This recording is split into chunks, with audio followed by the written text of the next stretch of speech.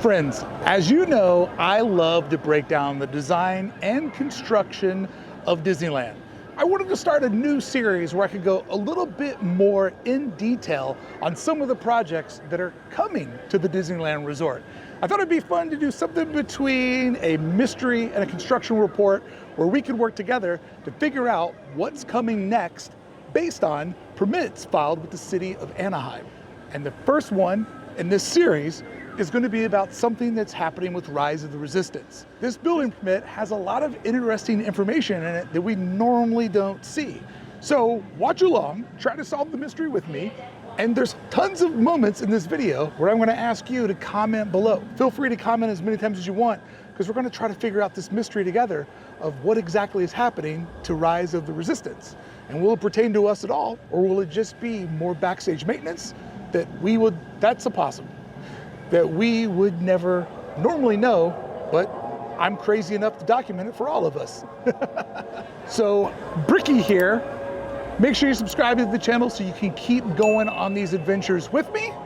And what do you say? Let's look at the future of Rise of the Resistance and what we could expect or not expect to happen. So welcome to the first ever construction mystery video that I think has ever been done. And by going beyond this point in the video, you're pinky swearing to me you're gonna keep an open mind for creativity, not be a naysayer, and look at all the possibilities possible. Sound like a fair deal? All right, let's go. And I study all of these permits that Disney has to file with the city of Anaheim to get information for my construction videos. But there's something that's very, very different and unique about this one that really got my attention. Because in this permit, they specifically call out scene 15. And they normally never say exactly where in the attraction something is going. So that to me sounded like a great challenge, because what is scene 15? Where do you start counting, and what counts as a scene?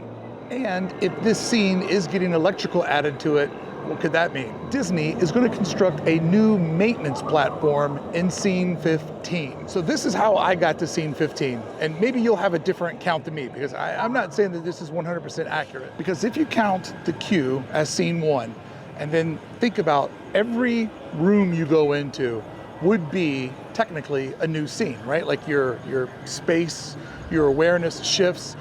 It has a defined like entry and exit point. So when I did that, using the queue as 1, I got to 15 when I got to the AT-ATs. But let's say that I counted too early or I overcounted. That would mean that scene 15 at the earliest would be the AT-ATs. So it could be any scene from there going on to the very, very end. So the back half of the ride is what we're talking about. Please, by all means, watch the video, pull out a scrap piece of paper, count as you go along. Maybe your 15 will be different than mine.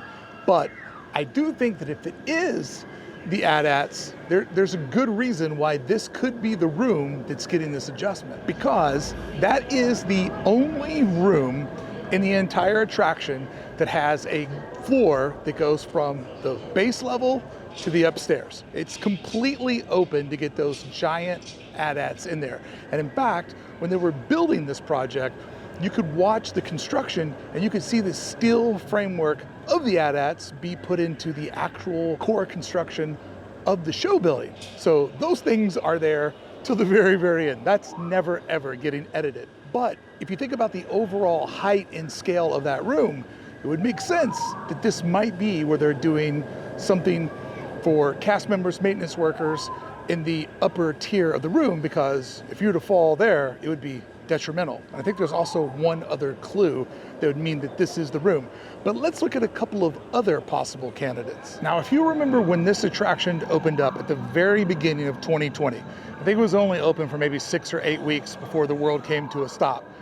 During that time period, and basically the 18 months, 24 months after the park reopened, Rise of the Resistance used to break down all the time. And it used to have a really early curfew, meaning this attraction wouldn't stay open till midnight like all the other attractions. It would normally close in the beginning days around 7 o'clock, then it went up to 8, 9, and now I'm here and it's after 9 o'clock and it's still open.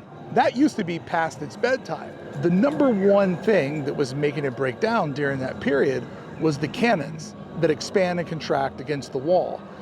Those cannons, if they were just off by, like a centimeter, it would trip the ride, break it down, and then have to reset it. So depending on how you count the rooms, if I'm too early with the AT-ATs, could be something they're doing for this room. But as you know, the ride now works. The cannons are back to moving again, because for a long time, the cannons didn't move, so they could just get more runtime. But it seems like that problem has been resolved. But that would be the only other room that I could think of that would need what they're building. But let's go back to the AT-AT room. That room would make the most amount of sense, because if this is a platform for maintenance workers, as I said before, that's the biggest drop that you have in the room. And also, I wasn't able to ride the attraction tonight to look at it because the wait time's too long for the amount of time that I have. But combing through old footage, I think every other room has a fully enclosed ceiling. So if Disney is indeed building a platform in this room, it would make sense, because if you look above the AT-ATs, you can see textured ceiling kind of in a halo around them, but directly above them, either that ceiling is super dark or there's actually an open recessed space that's up inside of there. So Disney placing the platform there would make sense from a safety perspective, but there's also a show element that maybe they're putting in. I'll explain that in a minute. But first, let me explain to you just how big this platform is so you can kind of understand what we're working with here. So they are attaching a 25-foot long platform that will be 69 inches tall. And it states that the enclosure will be at an exterior door. So again, working with the two rooms I've called out, the cannon room feels like it's about 25 feet long, but I think that the spine of one of the AT-ATs would probably be close to 25 feet. So if indeed I'm seeing the ceiling right and they're putting something in there, it could be a way to keep those folks safe when they're doing maintenance up high. But because we have limited information to go on, it could be something they're doing on the exterior of the scene. But why would they specifically call out the scene if it's just something they're doing on the outside of the building for maintenance? It doesn't really feel like it would matter. I mean, obviously it would matter where it's at, but you wouldn't need to call out the exact scene. That's why it makes me feel like it's something that's inside of the attraction. So at 5'9", it's the scale or height of the average adult. So we're clearly looking at something that is meant to make it safe for construction workers, maintenance workers to work at this higher altitude. And obviously it's 100% a backstage component. But there is one thing that makes me wonder, could it have some sort of effect on what we see on stage? And as I said, it also has an exterior door. So does that mean that the AT-AT showroom has an escape hatch that we don't know? I mean, it makes sense, because like I said before, that's really, I think, the only room that starts here on the ground level and goes up to the second story. So it would make sense, even if it was for HVAC or whatever they would have on the roof of that structure, that somewhere in there would be a pop-out spot, which if anything else, that's just cool to know. And why I love doing this particular series, because you just learn little details that there's no way you would ever see where that hatch is at. But now that I know that it's somewhere in there, obviously I'm going to start looking for it. So the project does have electricity added to it. The permit says with electrical. Let's talk about what this possibly could mean for us, the guests. Obviously, the most practical reason they would want to have power there is for safety lighting, outlet drops where they could plug in whatever tools they need to do maintenance and work in this area. Or this is where it could affect us if they're adding in new control panels for the attraction.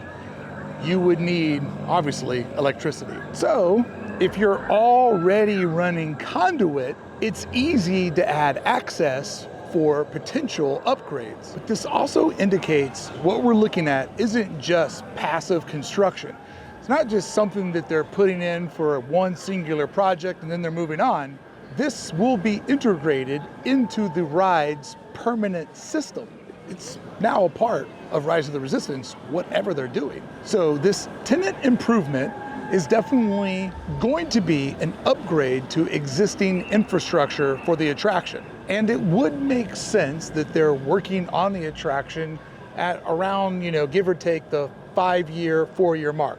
They now know the attraction well enough to know what it needs to be capable to move forward in a more efficient manner. But let's kind of backtrack for just a little minute about if it is electrical work going into the AT-AT room, what that could mean. Is there an outside chance that that room might get more projections? Because it is a little bit dark, and I know by design it's dark to, kind of hide some of the scale issues with the AT-ATs. But what if we got new projectors that made it feel more like there was an alarm going off, or more sort of blasters and projection mapping in there where the destruction of the blasters was more apparent? Something like that could potentially be possible. And with this infrastructure being built there, maybe this is phase 1 of something else to come, because lots of times you will see other permits that get added on. So this could be a phase 1, and once they get this sort of cage built, then maybe the next piece of the puzzle will show up. But the fact that this ride is being retrofitted this early into its existence goes to show it wasn't perfect out of the gate, but a commitment to try to get it as near as perfect as possible. And hopefully a couple of little improvements here or there for us would be fantastic. But then again, they could just be fixing some sort of short-sighted design where there's an area where it's just a little bit too hard for maintenance workers to access, a little bit too dangerous, a little bit too scary, and this might make it more safe for those maintenance workers. Or they realize they need a space to add in something that it should have had from the beginning. Either way, we'll be keeping an eye on it, and if the ride goes down, we will know what's happening. But there is a figure that Disney uses a lot, $18,928. That's the budget for this part of the project. That being said, if projectors and new equipment is going to be in there, that'd be another permit, that'd be more money. But it seems like this dollar amount somehow keeps them in their overall line sheet structure of, if it's not $19,000, then maybe there's some sort of benefit they get from insurance or tax credits or whatever. So I wouldn't read too much into that, other than it's not going to be life-changing. But the bigger picture here is Disney is still investing in the attraction, and whatever they're doing, I can guarantee you one of their #1 concerns is keeping this ride open as long and consistent as possible, because it is still a major draw and an absolutely amazing next level up attraction. It's like this generation's version of getting to see Pirates of the Caribbean for the first time. So is this a fix for maintenance or groundwork for new effects soon to come to the Rise of the Resistance? And does this predict a closure in the future that might affect your next trip? Well, the best way to learn that is to make sure you subscribe to the channel and keep watching my weekly construction updates. This first construction mystery video that I made, I wanted to be able to find a way to go a little bit more in depth, a little bit more in detail, and kind of solve some of these mysteries together. I am fascinated to see your comments below. What do you think Scene 15 is? What do you think this is going to be? Is it maintenance only? Could it be something to do with new effects? And if it is the AT-AT room, do you agree that that room could use a little bit more lighting, a little bit more finesse? Would absolutely love to hear what you have to say about this. And I'll see you soon with another construction mystery. Let me know if you like this series, if you like the deeper design details on one attraction, so we can try to predict what's happening together, but also learn more about the park together. Thank you so much for watching. I appreciate you.